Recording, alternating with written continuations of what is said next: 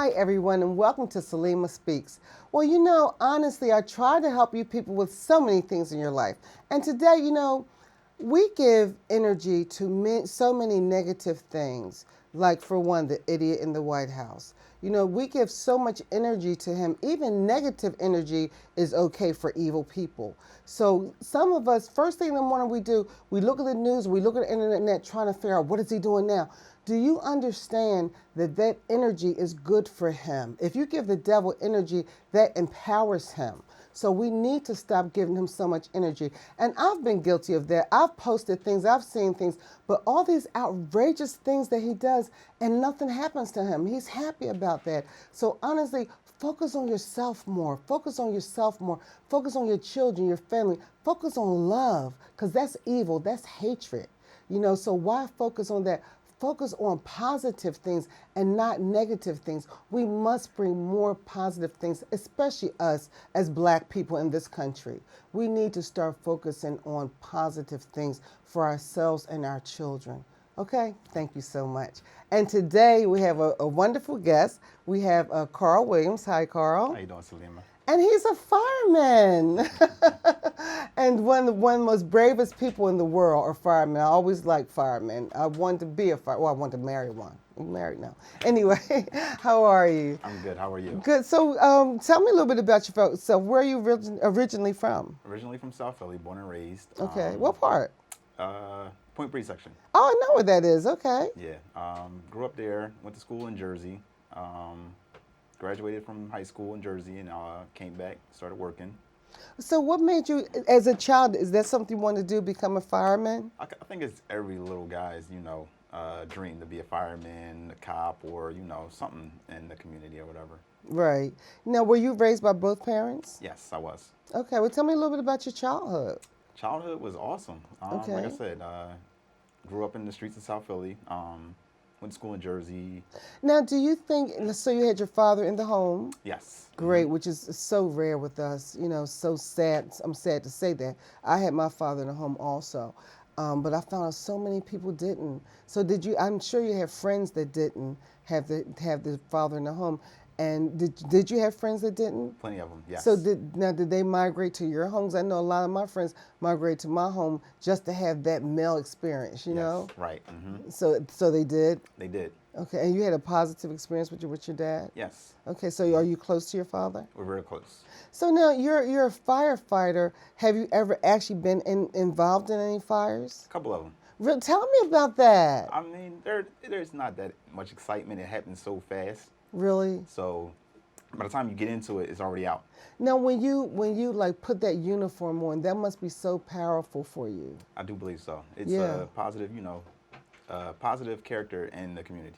And I think that gives like little boys something to look up to. Yes. And that's what they need. They need so much to look up to because they, like I said, they have so much negativity around them and they don't see a lot of positive things. So this is one reason why I do this show, and I try to have Black men on here because I try to show Black men a positive light because as you see, most people don't. Right.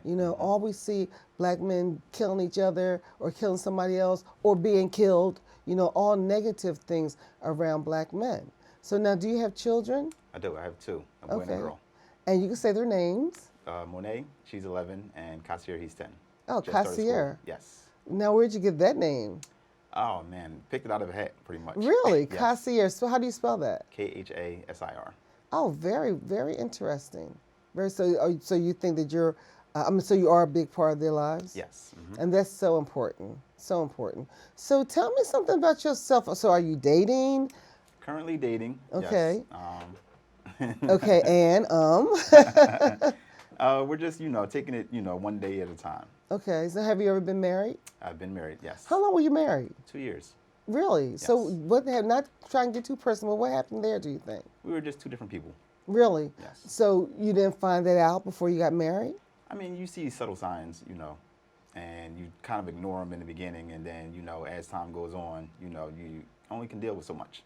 Now, see, the subtle signs, did you see that before you got married? I did, yes. Okay, so why did you think that was going to change?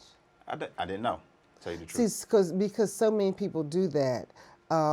they see these red flags, they see these things that they don't like, and they say, oh, maybe it'll change. But no, once you say I do, they do change, they get worse. Right. They don't get better. So a lot of times people will go into a marriage hoping that things will get better, and that's what you did? Yes. And they didn't get better? They didn't. Okay, so was the divorce a peaceful divorce? It's kind of a rocky one, but Still? we're still able to, sometimes come to a mutual agreement. Oh, well, that's good. Now, and I also try, so you've never been in prison, I'm assuming? Never had a problem with drugs or anything? No. And see, this is what I try to bring to this show, because I try to get people to understand that not all black men are drug addicts, have criminal backgrounds. Right. I try to get my daughter to see that too, because I think a lot of women, I had a girl tell me one time that I said, I don't deal with the guys that have a record, and I just don't, or they've been on drugs, they've been in jail. She said, we're not going to get anybody. Because all the men that she knew, her father, her brother, her cousins, all of them have been in jail, on drugs, or alcoholics, some all three. Right. And that's what most people see, and that's what children see. That's all they see. They don't get a chance to see the positive male role models. Right. So that's what I try to show, positive male role models. So, and I always ask black men, so when President Obama was running, did you vote for him? I did, yes. And why did you vote for him? Well, I mean, there were a lot of great qualities. One, he was black. Of course. Two, he just, he was a positive role model. Exactly. And Steve Harris told a funny story about that. He said he was on a plane with somebody, and with this white guy, and the white guy asked him, he said, a lot of people are voting for Obama because he's black. Why are you voting for him, Steve? He said, because he's black. Right. That's all, because he's black. He said, you guys voted for your people. He said, why did you vote for the other guy? And the guy almost turned red because he voted for him because he was white, Right. So we have to stick together, and it upsets me when black men, I know a lot of black men that are against President Obama, and I say, if you don't like his politics, that's one thing. But he brought a positive role model to us, and he made us look good. Right. No scandal. Because they were looking for scandals. They were trying to get anything they could on him. Yes. If he was cheating or anything, we would have seen that. We would have known that. So we have a positive role model in the highest position in the country, in the world actually. And he made us look good. Right. So even if you didn't like his politics, you have to like what he did for us. Right. We had respect. The whole country had respect. What's going on now is just insane. But so when people say that they are against, what did he do for us? Oh, he did a lot for us. Yes. Like I said, people wanted for him, they said, well, he didn't do anything for black people. He did things for poor people. He didn't have to put a label on it and say, I'm doing this for black people. No, because had he done that, then the other side would say, well, he's only doing things for black people. So he was damned if he do, damned if he didn't. Right. So I think that he brought more positivity and to us as a people. And people really should look up to him. I think a lot of black men, honestly, are jealous of him. Because one guy said, yeah, he think he all that, he's swagging. Why do we tear each other down? I don't know. I wish I knew the answers. Yeah, it's like I think that we don't love ourselves enough. So if you don't have self-love, then you're not going to love anybody else. Right. So it's really hard to for some people to understand that just because you don't like his politics, you don't like things that he's done. And then I come back with this: what is Trump doing for you? He's doing negative things for black people. When he speaks, that's negativity for black people. But they won't come out and speak as really against him for whatever reason. Right. I mean, they have, but But it you seems know like what? it just gets swept under the rug. Everything with Right, him, yeah. everything. You come out he drew the thing on the map with a Sharpie. Right. They said that's supposed to be illegal. Everything he does, I just read where $3.5 million went into his golf trips to his own resorts. Right. So we're paying him to stay at his resorts. Right. So he's making money. So the thing is, people will say so many negative things about President Obama, but then, with Trump, everything gets pushed under the rug. Right. And I did say I was going to stop talking about him. and it is hard because he does these crazy things and on a daily basis. But because like with me, sometimes I would post things, Trump did this, of course I would. But I'm even going to stop doing that. And because that affects me. Right. You know, something negative and evil, that affects my psyche. When he won, I almost passed out. I still couldn't believe that. I had a girlfriend that did actually faint. Wow. Yeah, and so many people of color are suffering from depression since he's been in there because racism is on a rise. And for anybody to say that it's not because of him, it is because of him. Mm-hmm. You know, do you see that yourself? I do.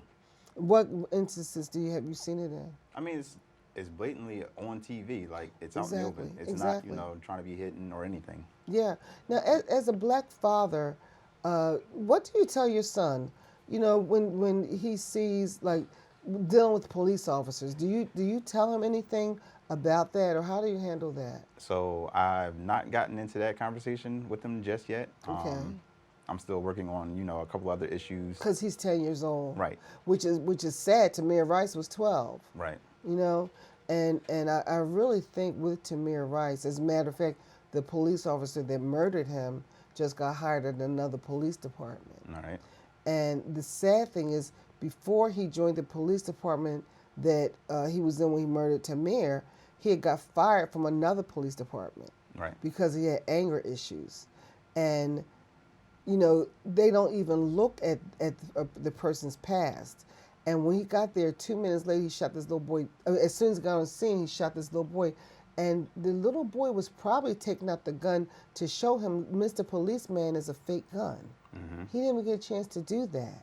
Right. But then last week, I see a white guy naked, I don't know if you saw it or not, I did. with a gun, chasing the police officer. The police officer was running from him, and he had a gun. And the police officer was running from him. So, but you see all these black men unarmed with cell phones, with things, and they're getting murdered in the street. Right. So it's sad, but you almost have to tell your children, you have to warn them. And the thing is, because you're a fireman, and I have friends that are police officers. I have a really good cousin that's a police officer, and you don't want for your children to fear the police. Mm-hmm. But the way police talk to black people.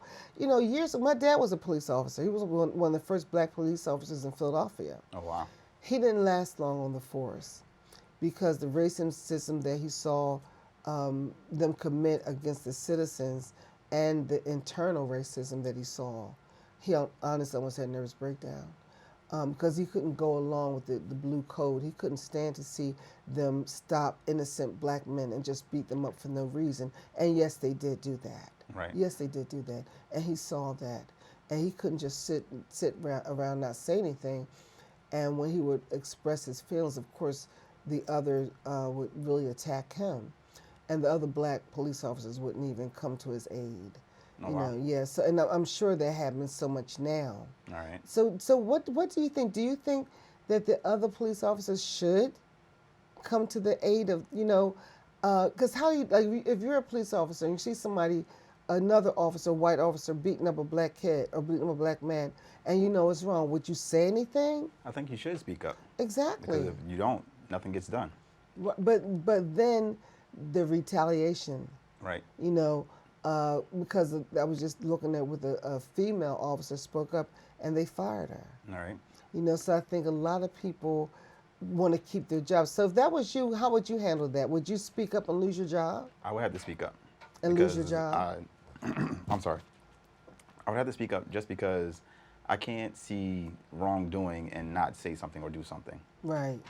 It's like if I see somebody out in the street and they're about to get hurt and you don't say anything and it happens, I would feel guilty. Right. So I would feel guilty and I just wouldn't be able to live with myself. So you would give up your career. There's other careers out there. And see, people don't think like that, honestly. And that's a perfect answer. And you're right, because if you see something wrong, like a police officer not too long ago was beat up. Mm-hmm. He was plain clothes, and they didn't know he was a police officer. And he says he's traumatized for life. Right. Because of that. and he was wrongly identified and wrongly beat. He was an undercover police officer. Then after they did, they were like, oh crap, what do we do? But they did it, and this is real. And so many officers are KKK members. Come on, let's face it. All right. The whole police department was based on that, on white supremacy. So we still have so many KKK members that have infiltrated the police force. So you're a fireman. Did you ever want to do anything else? Is that all you wanted to do? I wanted to do a million things when I was younger. I wanted to go to the Army. Okay. I just wanted to do something. I signed up, but then I didn't go for it with it because I took the test for the cops, for the police. And, you did? I did. And what happened there? They didn't want me. Really? Why? I don't know. You're not racist. You're not white. Because, the thing is, they screen black people more than they do white people. You know that. Right. It's obvious in the trash that they're hiring. It's obvious. You're a nice, intelligent black man. Why wouldn't they want somebody like you? Honestly, why wouldn't they want somebody like you? I'm not sure. But Because, and also, you're an they see what you're telling me, they saw that. They saw, now, if Carl is in a situation where he's seeing wrongdoing by a police officer, is Carl going to tell? And they saw something in you that you probably would tell. Right. Honestly. That's why wouldn't they want you? But they hire these white, ignorant, racist police officers and send them out there with a badge and a gun to kill people. And it's so sad. Look at the police commissioner. He just quit. But you notice that he came under scrutiny when he started talking about the racism within the police force. Right. When he started firing racist police officers for posting racist things on social media. He was doing a great job, and he had to quit because he was exposing the crap that goes on in the police department. Right. And more people need to do that. It's almost like we need to do, like we do rallies and things like that, but something internally has to be done. This has to stop. Every day you're hearing another person is being beat up and killed by these police officers. And also you're hearing about innocent men coming out of jail after doing 40 years, 15 years. 1 year is too much. Look at this, the Central Park 5. It's like these men are being sent to prison. Their lives are being destroyed. Not to mention what goes on in prison with these innocent men. And then when they come out, they're broken. So, and now a lot of cities and states are not wanting to pay these men when they come out of jail. You should pay them. You owe them. You took their lives. Right. And I had one commentator was saying that why pay them if they didn't go to jail? They weren't going to be anything anyway. What? Wow. What is how can you say that? You don't know what they could have been. And the thing is, once you go to jail, I don't know what the experience like. I've talked to people that have gone to jail, and some people are like, I know I had one guy on my show, and I could tell he was broken. And he didn't want to tell his experience. But most people say that when men go to jail, they do get raped. All right. That's like the initiation thing. So as a man, innocent man going to jail and then get raped, and say you're found innocent and let go the next year, well, you're already broken. Right. Your spirit's already broken. So you're not the same person that went in, and now you're damaged. So something really has to change. What as a black man what advice would you give to other black men that need to hear advice from somebody like you?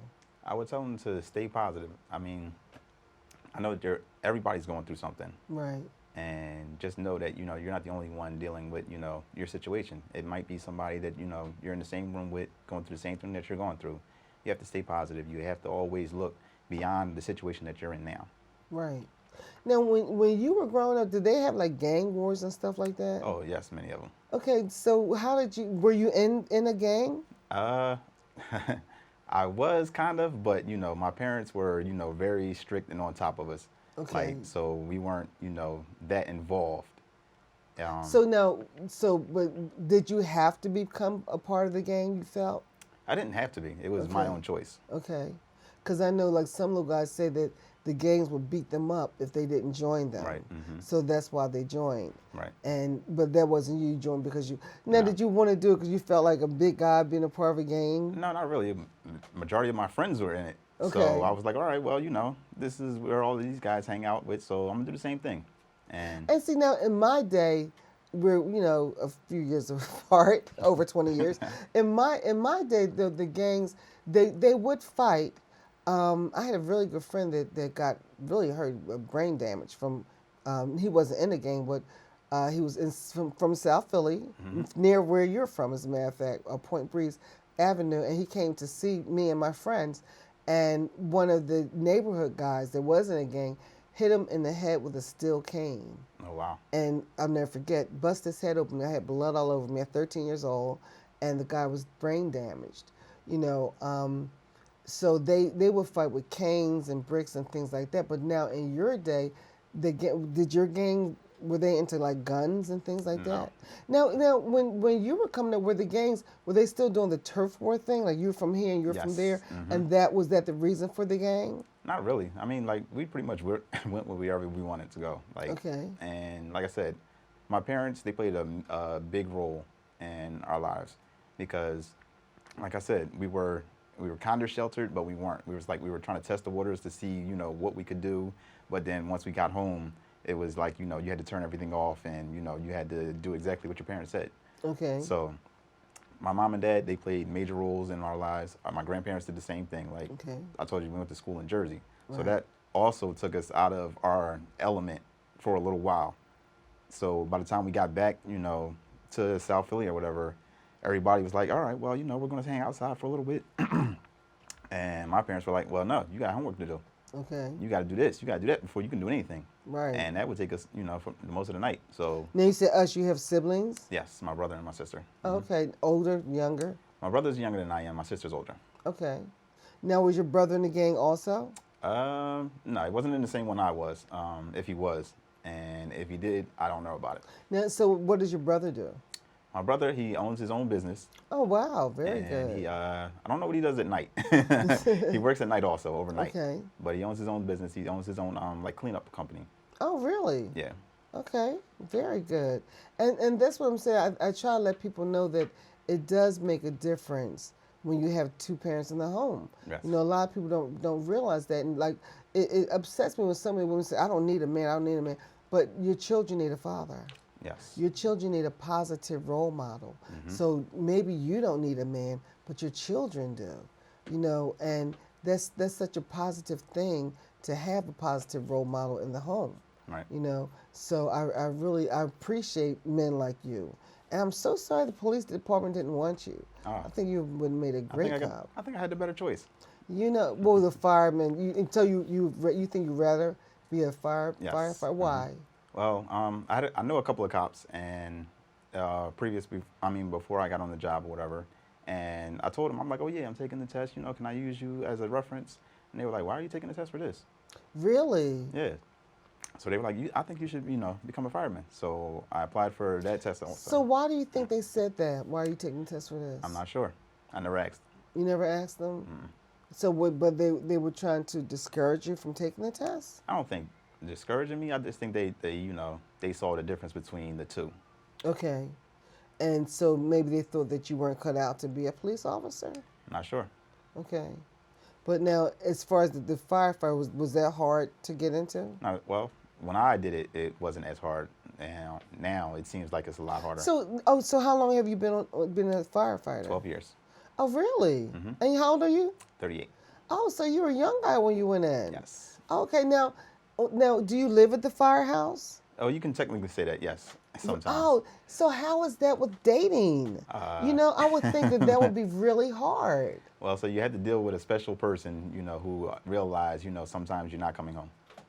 Okay, so sometimes you do stay at the station. Yes. And what times are they? I mean, because you can't predict a fire. Right. So how do you decide when to stay at the station and when to come home? So we work on a schedule. We work for 4 days on, 4 days off. We work our first 2 days and then our first 2 nights. And then we're off for 4 days. So now, is there any like a chance that you'll be called in on your day off or something? Yeah. Like if always- there's a big fire or something, you'll be called in? they can call you in and, pretty much make you come to work because you answered the phone. Oh, really? Yes. So you can't answer your phone? Right. Wow. Okay. So you slide down the pole and everything? No, they don't do polls here in Philly Oh, anymore. man. I like A couple of guys poles. are getting hurt, blowing their knees out. Really? Yes. So they don't do that anymore? They have 2 firehouses with poles, but I don't even think they use them anymore. I never even thought about that. So coming down that pole, you can actually get hurt. You can, yes. So you've never slid down the pole? I've slid down a couple of them. Really? But, it wasn't going to a fire. It was actually just, I was like, oh, I'm at a firehouse with a pole. Let me try it. Wow, and I never thought about that. Sliding down the pole with such force that it could hurt your knees. Yes. Wow, and I never knew that. Right. So now people, you know that. You hear it here first. The fire companies, you said they outlawed them in Philadelphia. They don't use them anymore in No, Philadelphia. they still have them, but they just don't use them. So how do you get from the first floor? Was it stupid? You use this. Serious. Okay, but it's not as fast, right? You have It's to not run as fast, down. but it's a lot safer. It's a lot safer. Yes, because I never waking up in thought the middle about of the night. Say you're waking up at 3:00 in the morning for a run, and they don't come in and say, "Hey, there's a fire." Right. You're sleeping in the bed, and bells go off, Okay. and its lights come on, and it's like your adrenaline goes from 0 to 1,000, Right. and you're just like, "Hurry up and get to the truck." So Wow. So now, when you hear are your uniforms right there for you to Yes. put on? So like right next to you, so you put the uniforms on, then you run down the stairs. Oh, but see, sliding down the pole is so exciting. Oh, wow, that's really interesting. So the fires that you've been in, you said they've been very short fires. They haven't been. like I said, I feel like every fire that I've ever been in, it happens so fast. Like, our guys are so good. Like, we just come in and we put it out immediately. There is no, we don't know what we're doing. We're just go in. We're focused on one job, and that's Okay. to put the fire out or to save people. Now, when you have like really big fires, do you use more people? Yes. So, So if it's they- like a warehouse or something like that, then yes, we're going to need more fire companies come in, and that takes a lot longer because now we're not going inside. We're attacking it from outside. It's like an exterior attack. Oh, so you don't go inside for some fires, you fight them Yes. on outside. Very interesting stuff. And well, our time is up, believe it or not. And thank you so much for Thank you. coming on my show. It's really been interesting because, like I said, so many people don't understand what it takes to be a firefighter. Now, another thing, do you think that it's easier to become a firefighter or a police officer? Well, I think it was easier for me to become a firefighter because the police, they just wanted you to take test after test after test. Okay. Firefighters, it was just like, take a test. Okay, now go to the next step. Okay, and that's crazy because it seems like so many ignorant people are police officers, but those are the white ones. I think they give. I would like to talk to an honest white person that's not on the force anymore and find out what they had to go through. All right. But thank you so much. Thank you for your service Thank you because for you are having a me. service to us. Thank you you. so much, and thank you for tuning into this amazing edition of Salima Speaks. Take care of yourselves. Bye bye.